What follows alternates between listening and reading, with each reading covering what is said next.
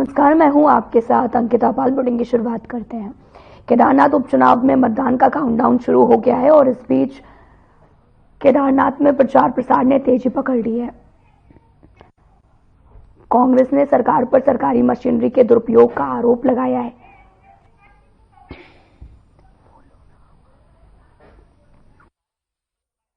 आरोप पर सीएम पुष्कर सिंह धामी ने पलटवार किया है।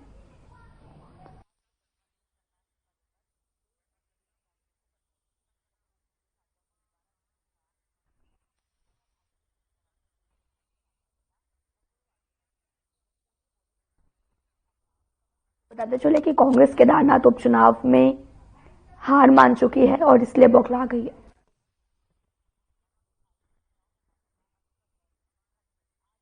देखिए, कांग्रेस मान चुकी है कि वो चुनाव हार गए हैं, इसलिए वो पहले से ही अपना चेहरा सेव कर रहे हैं और इसलिए उन्होंने पहले से ही कहना शुरू कर दिया है, क्योंकि उनको उनकी हार सुनिश्चित है। क्योंकि बाबा केदार धाम हमारे प्रधानमंत्री जी की अगाध आस्था और श्रद्धा का केंद्र है।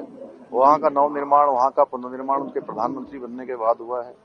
लोगों ने 2013 की आपदा को भी देखा और इस बार की आपदा को भी देखा, दोनों में बड़ा अंतर दिखाई दिया।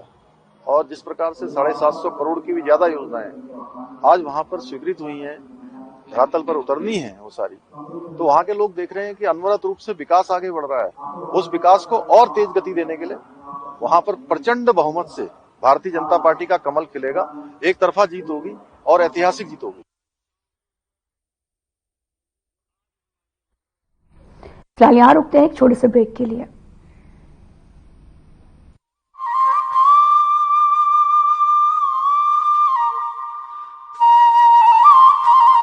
जिसे बनाने में किसी भारतवासी का पसीना बहा हो, उसे खरीदने पर जोर देना चाहिए और ये सबके प्रयास से ही संभव होगा।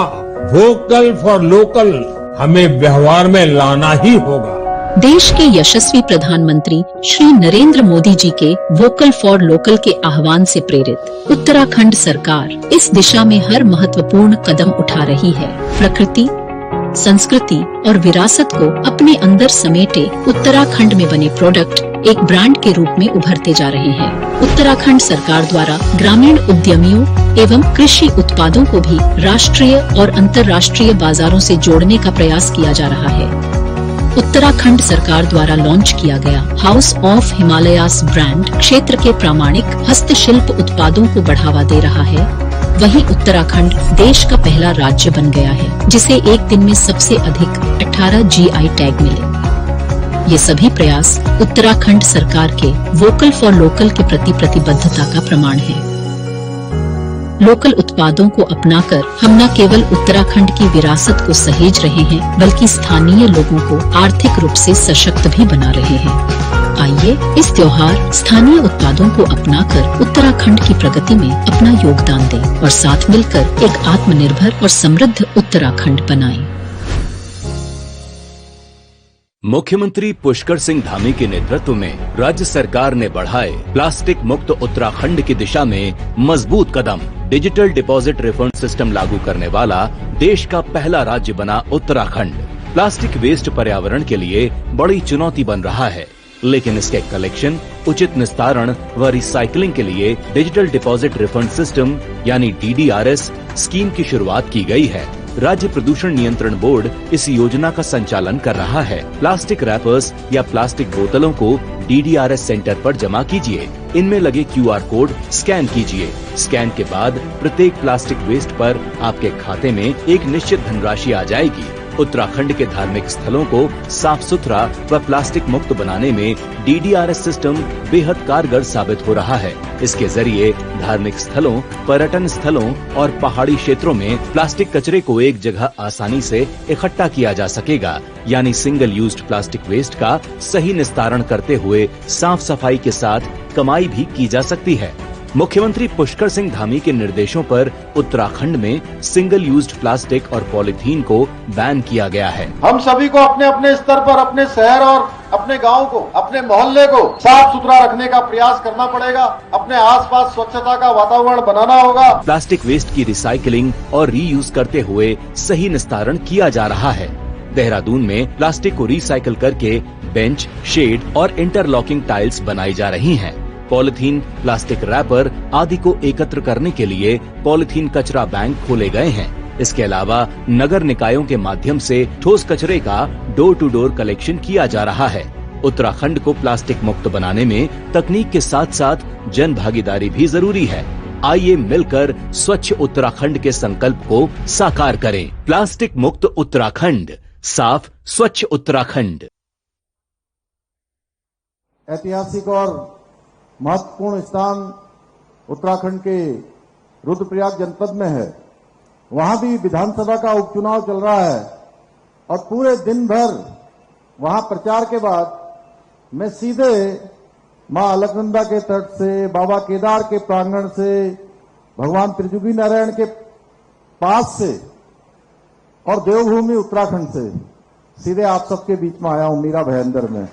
तो आप सब लोगों ने मेरा यहां पहुंचने पर, मेरी बहनों ने मुझे तिलक लगाकर अपना आशीष दिया। आप सबने यहां पहुंचने पर मेरा स्वागत किया, अभिनंदन किया। मैं भी आप सबका दोनों हाथ जोड़कर, सिर झुकाकर आप सबका अभिनंदन करता हूं, आप सबको प्रणाम करता हूं। भाइयों बहनों, आप सबको पता है कि महाराष्ट्र के अंदर चुनाव चल रहा है और ये चुनाव बहुत सामान्य चुनाव नहीं हो रहा है। ये पूरे देश की दशा तय करने वाला चुनाव हो रहा है। इस चुनाव में, जैसा अभी हमारे जिलाध्यक्ष जी बोल रहे थे कि किस प्रकार से हमको एकजुट होकर, संगठित होकर इस बार मतदान करना है, किस बार एकजुटता का परिचय हमको एक ताकत बनाकर, एक शक्ति बनाकर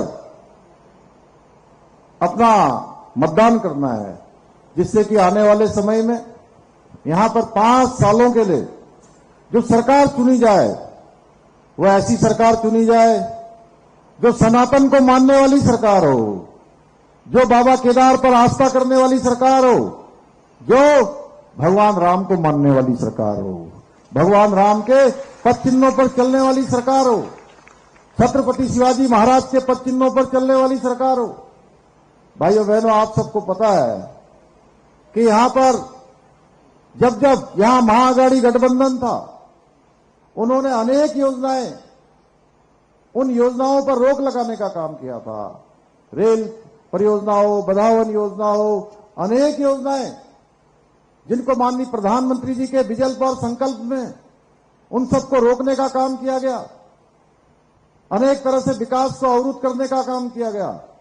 आज महायुति की सरकार हमारे प्रधानमंत्री मोदी जी के विजन को आगे बढ़ाने का काम कर रही है, लगातार विकास के कामों को आगे बढ़ा रही है। जो भारत सरकार से जो भी योजनाएं यहां के लिए भेजी जा रही है, उन सभी योजनाओं को जन जन तक पहुंचाने का काम कर रही है।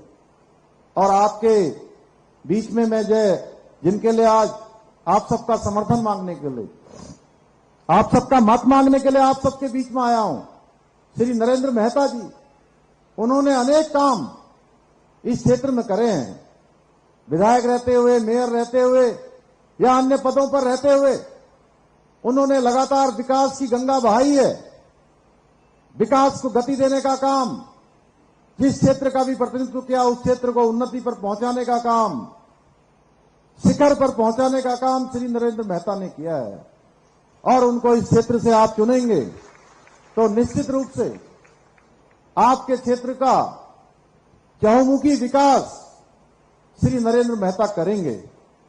मुझे पूरा भरोसा है कि आप सब लोग जितनी बड़ी संख्या में आए, मेरे मन में कोई संशय नहीं है। हमारे अध्यक्ष जी कह रहे थे बार बार कि आप एक साथ रहेंगे तो आप संगठित रहेंगे तो आप सेफ रहेंगे।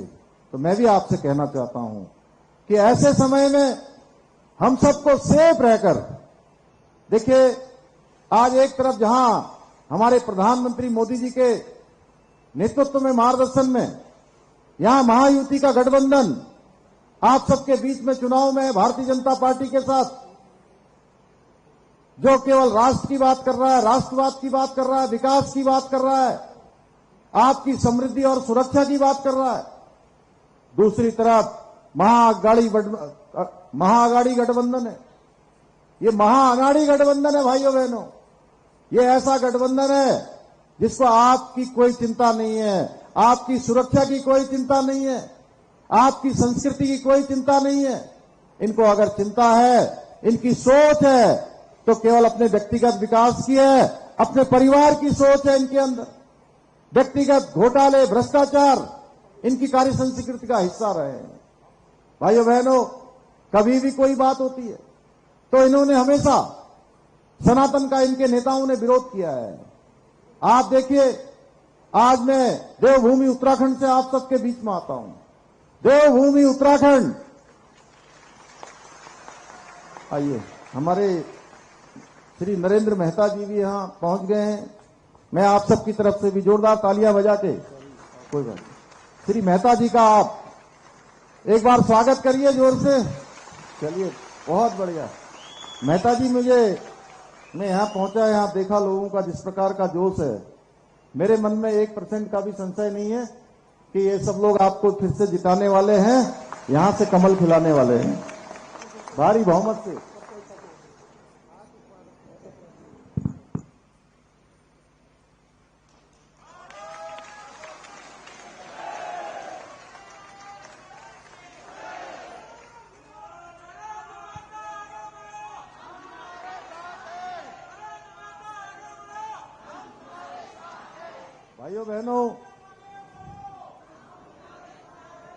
भाइयों बहनों, मैं देवभूमि उत्तराखंड से आता हूं और पूरे देश की आजादी के बाद ये देश का संकल्प था कि पूरे देश के अंदर